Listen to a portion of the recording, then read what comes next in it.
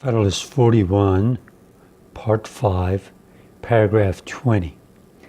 The inhabitants of the Atlantic frontier are all of them deeply interested in this provision for naval protection.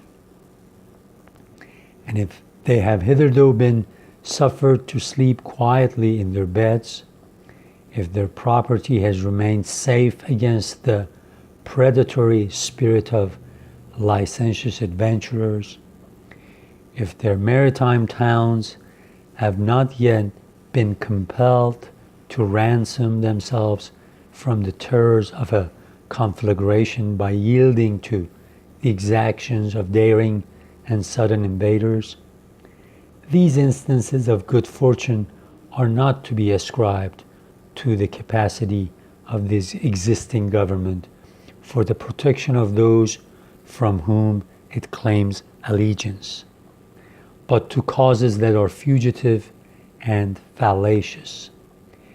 If we accept perhaps Virginia and Maryland, which are peculiarly vulnerable on their eastern frontier, no part of the Union ought to feel more anxiety on this subject than New York. Her seacoast is extensive. A very important district of the state is an island.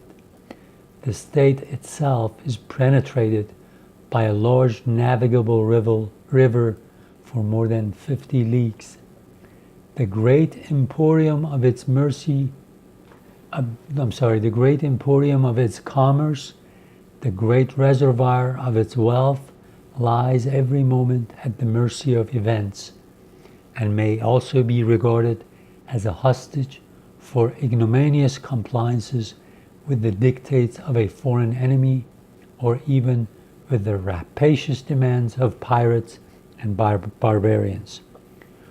Should a war be the result of the precarious situation of European affairs, and all the unruly passions attending it be let loose on the ocean, our escape from insults and depredations, not only on that element, but every part of other bordering depredation, but every other bordering on it, will be truly miraculous.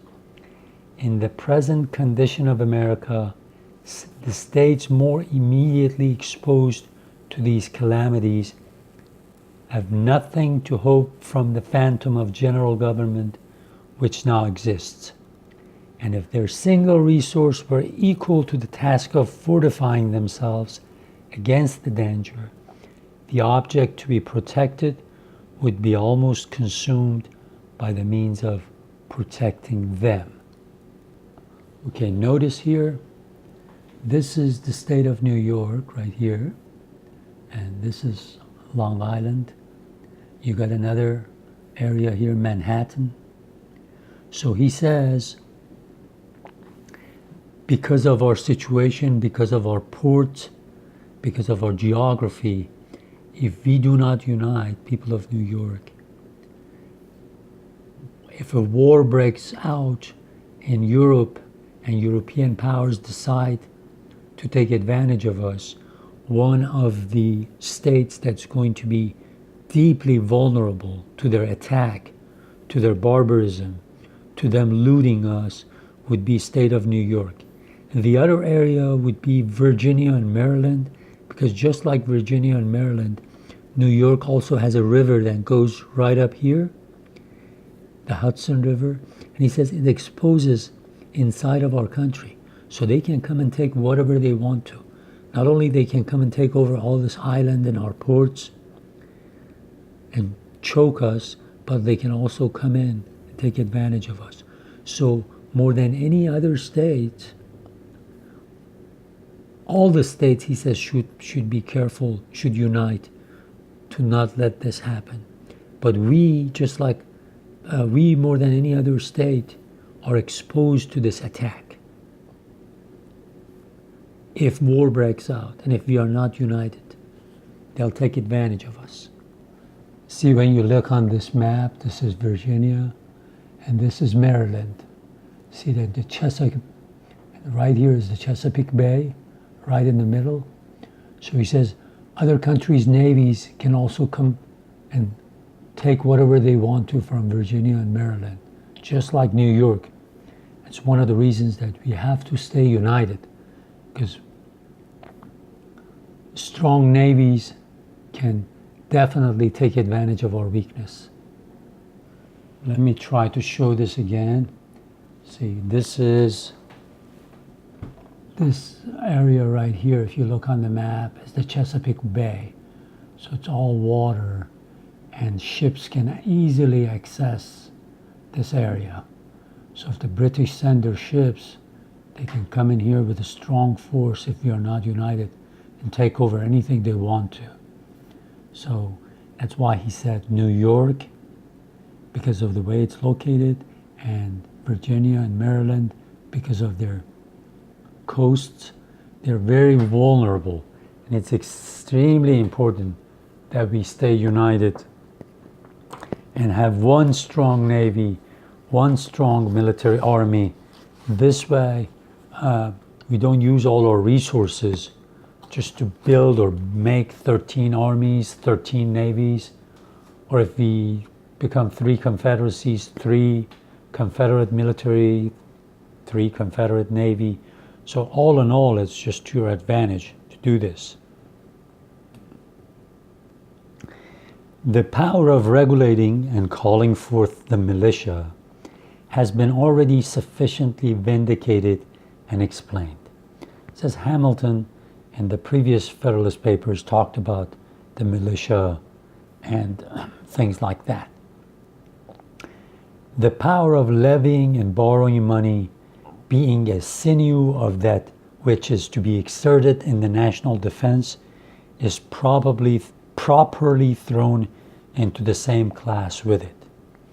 Says Hamilton also talked about why we need our finances to be done right, because you never know when you need to borrow money from somebody else, especially if you get invaded and you need money for your military and costs of war.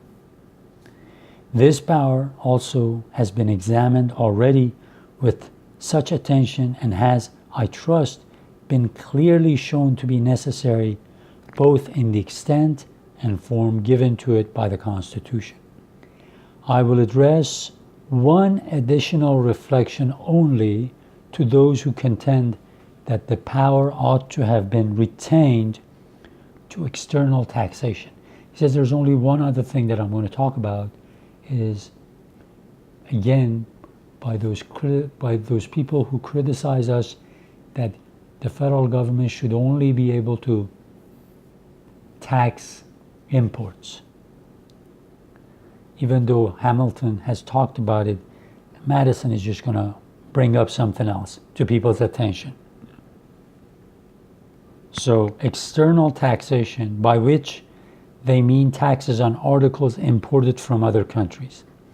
It cannot be doubted that this will always be a valuable source of revenue, that for a considerable time it must be a principal source, that at this moment it is an essential one, but we may form very mistaken ideas on this subject if we do not call to mind in our calculations that the extent of revenue drawn from foreign commerce must vary with the variations both in the extent and kind of imports, and that these variations do not correspond with the progress of population, which must be the general measure of the public wants. As long as agriculture continues the sole field of labor, the importation of manufactures must increase as the consumers multiply. As soon as domestic manufactures are begun by the hands not called for by agriculture, the imported manufactures will decrease as the numbers of people increase. In a more remote stage, the imports may consist in a considerable part of raw materials which will be wrought into articles of exportation, and will therefore require rather the encouragement of bounties than to be loaded with discouraging duties. A system of government meant for duration ought to contemplate these revolutions and be able to accommodate itself to them. See, he said we got to be smart. Right now, majority of people work on the field. They're in agriculture. We get a lot of our things from outside, a lot of manufactured goods from outside. Let's say we tax these and we're comfortable with the amount of tax we make. But in the near future, when our population grows and people decide to do manufacturing themselves, and then we'll find raw material and we want to export manufactured stuff, then maybe our government's revenue will not be that much, might shrink. That's why we cannot only be happy with external taxation. That's why we have put this option of direct taxes when needed in times of emergency.